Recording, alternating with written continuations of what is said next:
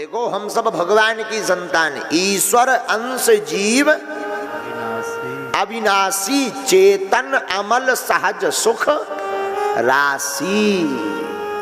आगे कपिलोपाख्यान आया जिसमें संत महिमा का वर्णन आया, फिर मनु महाराज की संतानों का वर्णन आया। आकुति, देवहूति, प्रसूति, प्रियव्रत, उत्तानपाद, 5 संतानें हुई मनु शत्रुपा की। बोले कौन कौन? बोले 3 पुत्रियां 2 पुत्र। आकुति, देवहूति, प्रसूति, ये 3 पुत्रियां 2 पुत्र, प्रियव्रत और उत्तानपाद। मनु महाराज की बड़ी बेटी जिसका नाम था आकुति, आकुति का विवाह रुचि प्रजापति के साथ हुआ। दूसरी कन्या जिसका नाम था देवहूति, देवहूति का विवाह कर्दम मुनि के साथ हुआ। और जो मनु महाराज की सबसे छोटी कन्या थी जिसका नाम प्रसूति, प्रसूति का विवाह महाराज दक्ष से हुआ। तीनों के संतानें हुई। बड़ी बेटी के घर पर साक्षात यज्ञ नारायण भगवान पुत्र बनकर प्रकट भये। और यज्ञ नारायण भगवान का विवाह दक्षिणा नाम की कन्या से हुआ। देवहूति और कर्दम जी के यहां चंद्रमा, दुर्वासा मुनि और दत्तात्रेय रूप में, त्रिय रूप में जो है प्रकट भये।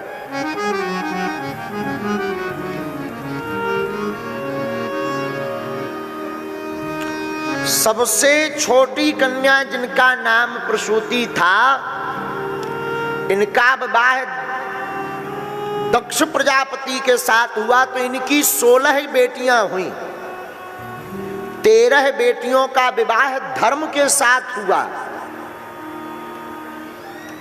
एक विवाह अग्निदेव को ब्याही गई, एक बेटी का विवाह अग्निदेव के साथ हुआ। एक बेटी का विवाह पितरों के साथ हुआ। और सबसे छोटी बेटी जिसका नाम सती था, सती का विवाह भूत भावन महादेव के साथ हुआ। लेकिन इनके कोई संतान नहीं हुई। तो राजा परीक्षित जी बोले संतान क्यों नहीं हुई? बोले बीच में ही सब कार्यक्रम फेल हो गया। महाराज ये विस्तार पूर्वक सुनाइए कथा। एक बार ब्रह्मा जी ने राजा दक्ष को प्रजापति बना दिया। तो संसार में ऐसा कौन है जो प्रभुता पाए काहे मद नाही, जिसे घमंड न आवे। तो सम्मान समारोह रखा, उसमें सब देवता आए। तो शंकर जी भी गए, विष्णु भगवान भी गए, ब्रह्मा जी भी गए। और जब सम्मान समारोह दक्ष प्रजापति ने रखा तो जैसे ही नेताओं की आदत होती है हमेशा लेट आते हैं नेताजी, हमेशा लेट। तो राजा दक्ष थोड़ा देरी से पहुंचा। सब देवताओं ने खड़े होकर के जो है सम्मान किया। तो राजा दक्ष ने देखा कि कौन कौन बैठा है, कौन खड़ा। तो सब तो खड़े पर 3 लोग बैठे, ब्रह्मा जी, विष्णु भगवान और शंकर जी। अब ब्रह्मा जी तो पिताजी हैं, विष्णु भगवान परदादा हैं, लेकिन शंकर जी की तरफ निगाह गई, ये नहीं खड़े भाई। और शंकर जी ने सोचा हम में और भगवान विष्णु ब्रह्मा में क्या अंतर। और लोगों की आदत होती है 100 आदमी पांव पर ले, एक ना पड़े तो वहीं निगाह जाती है कि ये है कौन। सब प्रणाम कर रहा है, ये नहीं कर रहा। इंसानों की आदत होती है, दक्ष की भी वही आदत। जैसे ही राजा दक्ष बैठा तो इनके भाषण बाद में होने थे, पर बैठते ही श्रूयताम ब्रह्म ऋषयो में सह देवा सह अग्नयः। सुनो ए देवताओं, सुनो सुनो सुनो सुनो सुनो। साधुनाम बुभ्रतो वृत्तम।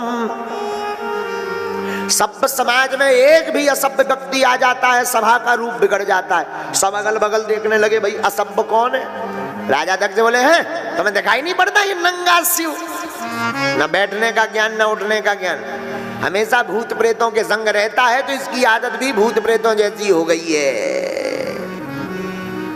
अच्छा, तो किसी ने कहा कि तुमको शंकर जी में इतने अवगुण दिखाई दे रहे, तो अपनी बेटी का विवाह क्यों किया है? राजा दक्ष बोला हम और अपनी बेटी का विवाह इस मरकट लोचन का अर्थ है बंदर सी आंख वाला, उसके साथ कर दें, वो तो पिताजी की आज्ञा थी इसलिए विवाह किया, वरना कहां हमारी सुंदर सुकुमारी सती, कहां ये बंदर सी आंख वाला शिव। खूब गालियां बकी, तो नंदी से नहीं रहा गया। नंदी बोले अगर आपकी आज्ञा हो तो हम अभी जवाब दें। शंकर जी बोले चुप बैठो, ससुराल की गालियां हैं, किसी को शादी में मिलती हैं, हमें शादी के बाद भी मिल रही हैं, प्रेम पूर्वक पाहो, ससुर जी है हमारे। लेकिन राजा दक्ष कहां रहने वाला, उसने तो बोलते बोलते बक बक बक बक बक करते करते करते कह दिया आज के बाद किसी भी यज्ञ में शंकर जी का कोई भाग नहीं होगा। अब तो नंदी से नहीं रहा गया, हरिहर निंदा सुने जो काना होई पाप गौ घात समाना, भगवान की निंदा सुनना गो हत्या बराबर पाप है। नंदी तमक कर खड़े भये, सावधान दक्ष, जब से आए हो बक बक बक बक बक बक बक किए जा रहे हो, जाओ हमारा भी श्राप है तुम्हारा मुंह बकरे का लग जाए। तो भृगु जी डांडी पर हाथ फेरते हुए बोले ए नंदी, ये ससुर दामाद का मामला तू क्यों बीच में बोला, तुम क्यों बीच में बोले? हम भी श्राप देते हैं शंकर जी के जितने गड़े हैं सबके सब पाखंडी हो जाएं। नंदी बोले पाखंडी बनाया। नंदी तमक कर उठे, फिर हम भी श्राप देते हैं। ए बाबा, डांडी पर हाथ क्या फेर रहा है, जा हमारा भी श्राप है, तुम्हारे जैसे जितने ब्राह्मण हैं सब मांगने वाले मंगना ब्राह्मण चटुकार बन जाएं। हाँ, हम ब्राह्मणों को तो उसी दिन से श्राप है मांगने की। हाँ, तो भृगु जी ने फिर श्राप देने का विचार किया।